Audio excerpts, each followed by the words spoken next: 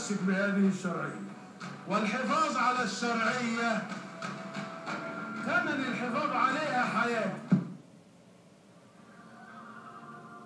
إن ضياع مزيد من الوقت لن يحقق إلا مزيدا من الانقسام والتصارع الذي حذرنا ولا زلنا نحذر منه.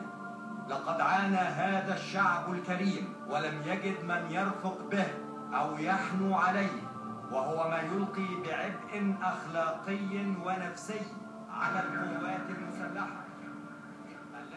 إلا أن خطاب السيد الرئيس ليلة أمس وقبل انتهاء مهلة 48 ساعة جاء بما لا يلبي ويتوافق مع مطالب جموع الشعب: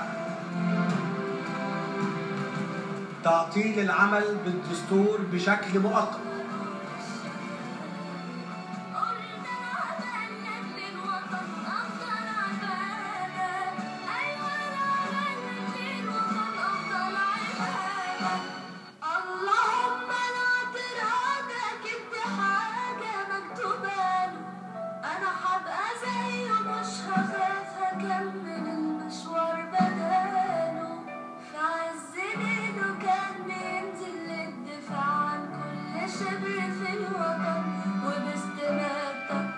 عرض حياته 1000 مرة للضياع، ما يستاهلش كره أبدا.